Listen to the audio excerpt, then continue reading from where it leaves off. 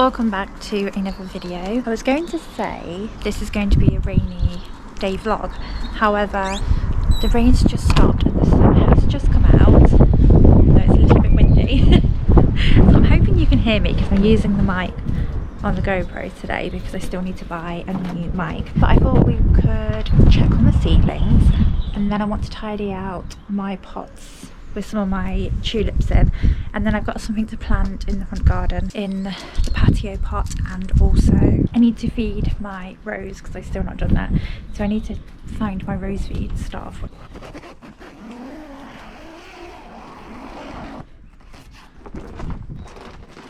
Quick seed update. Lettuce is looking really good. I think the tomatoes are a no-go. I think I need to buy a heated mat or try again when the weather's a little bit warmer, because I just don't think they've had enough warmth to germinate. All 4 of my broccoli have sprouted, which is wonderful.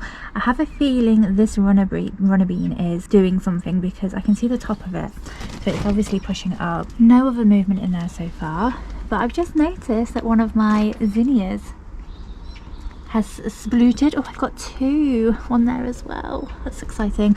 I've also got a marigold coming up, which I didn't see yesterday, and I've also got a calendula snow princess coming up as well. One of my giant sunflowers hasn't done anything, so 2 out of 3 is not too bad, but it looks like somebody has already eaten the leaf of this one, which is not ideal. Still only 1 dahlia coming up. Don't really know. These were older seeds though, so I wasn't expecting a high germination rate on those. All the sunflowers have come up, but once again, what has happened to this little guy? I don't know. These are the ones that I sowed the other day, so I'm not expecting any miracles on that. Also the ones that I sowed the other day. I need to sort these ones out at some point. My cosmos is looking really good, but once again really leggy. I think maybe they just didn't get enough light. What are you? Where have you come from? They obviously didn't get enough light when they germinated. I've got lots of snow cloth. Snow cloth has done really well. Nothing yet on. Oh no, there's a geranium. It's coming up.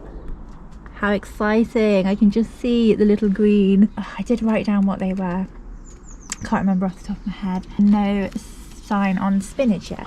So anyway, there's a quick update, but the reason I actually came in here was to see if I had some rose feed hiding somewhere, which I think I do. I've definitely seen some, but for some reason I can't find it.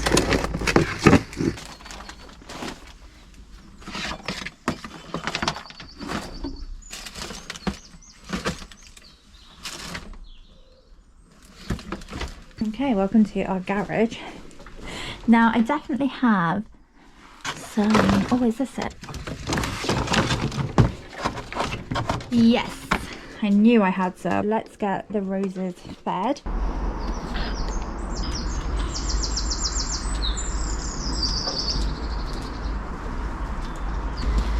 Okay, so this says 15 ml into 4.5 litres of water. And luckily this has the signs on it. The signs? The lines on it to show where the litres are.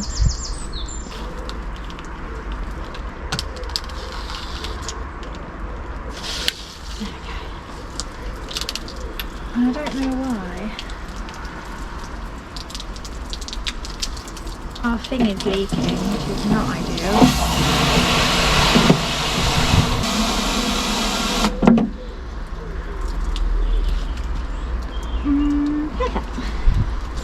So apparently this will feed up to 9 plants.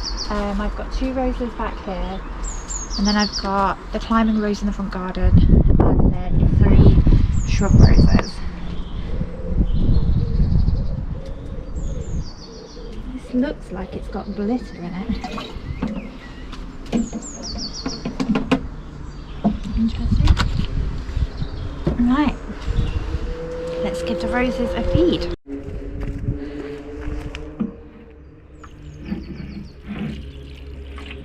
It says to pour it over the leaves as well, so I feel like I need a better way of doing this. I also need to pot on this rose.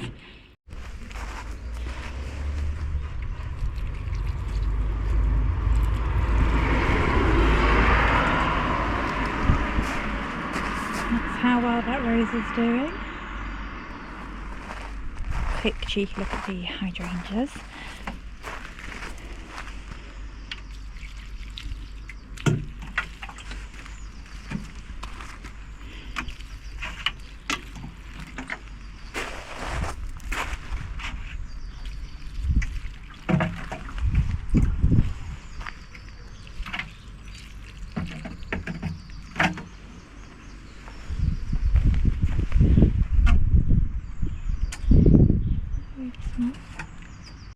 Okay, roses have been fed, and I believe it says to do it at 2-week intervals up until September. I will just check the iceberg roses want to be fed every 2 weeks, and I've never fed my roses before, so I'm interested to see how well they do compared to previous years. I also didn't feed my hydrangeas the past 2 years, and I fed them the other week, so it will be interesting to see how they do as well.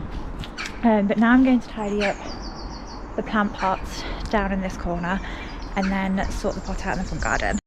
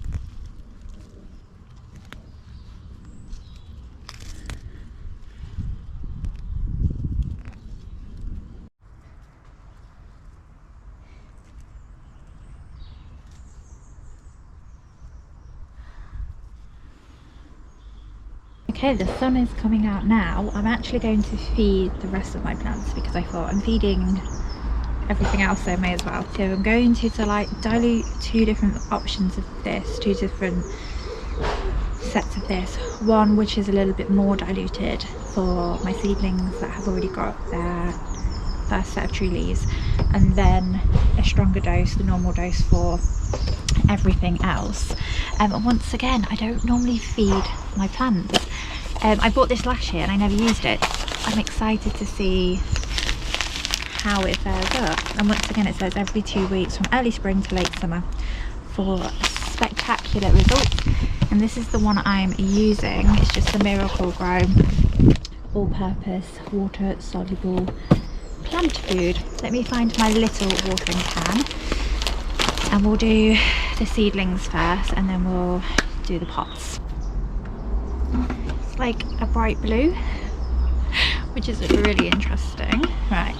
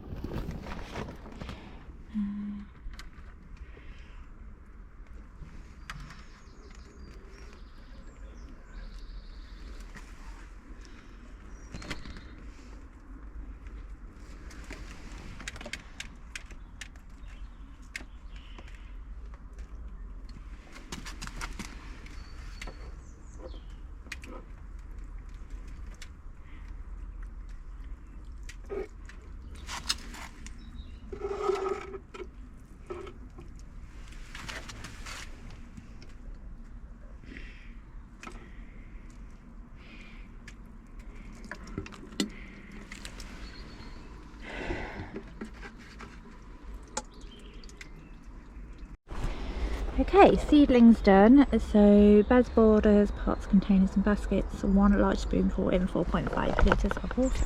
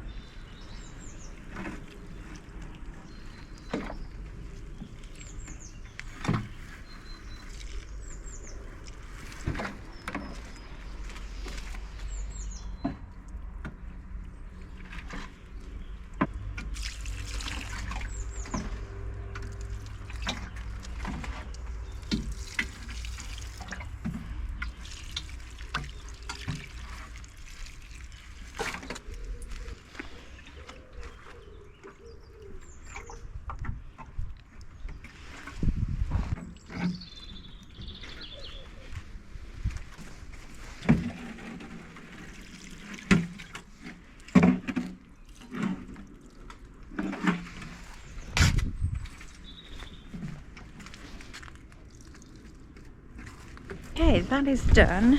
We will go outside to the front patio just to do the pots because my hellebore has gone over. It's gone a bit floppy. I don't know whether I watered it enough. It's the first time I've ever had a hellebore. I need to research what to do with it, whether I can dig it up and keep it and then put it in maybe in a pot on the cold frame until I need to replant it up for next year. So I need to quickly look at that, see what I do with it. But I've got this little guy to put in its place, which I'm hoping will do well. Euro genomes.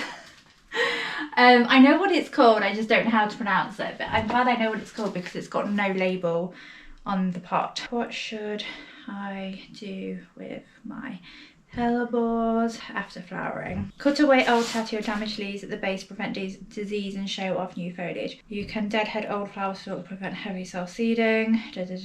Do not move. Avoid moving or dividing plants in spring. Late summer to autumn is the best time to dividing. Okay, so I can't move it. Okay, so maybe I can just plant that next to the hellebore and just cut the hellebore back. Let's give it a go and see. Obviously, if you know a better way of doing it, then maybe I should just not put them in pots where I want to replant, or just make sure there's enough space to actually leave in there and then plant next to it.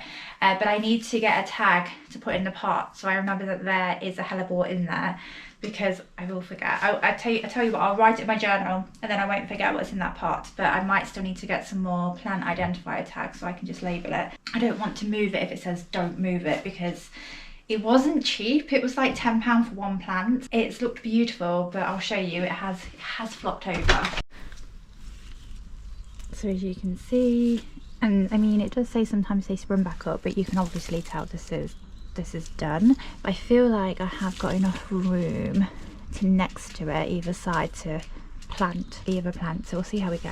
But these are doing beautiful. These are really doing well in the shade, considering this only gets the smallest bit of morning sun. That one not so much, but it might be because it needs a little bit of a drink. But yeah, so let's cut this back, get the other one potted, and then I'll feed these pots as well. Totally forgot, these are my rose pruners. I brought pink ones to identify these as my rose pruners, which I've just used to tidy out the tulips. So I need to wash these now. Let's grab my other ones that I use on pretty much all the other plants, because yeah, the pink ones are for roses. These are for pretty much anything else.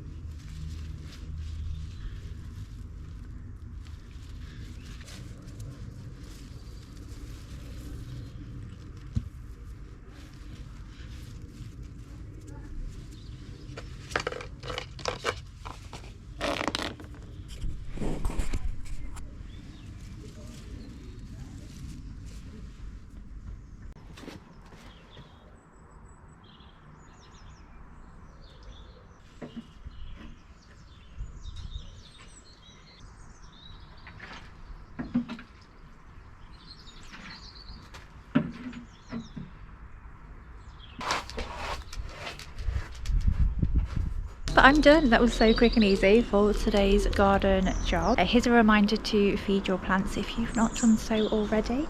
And oh, there's a robin, beautiful.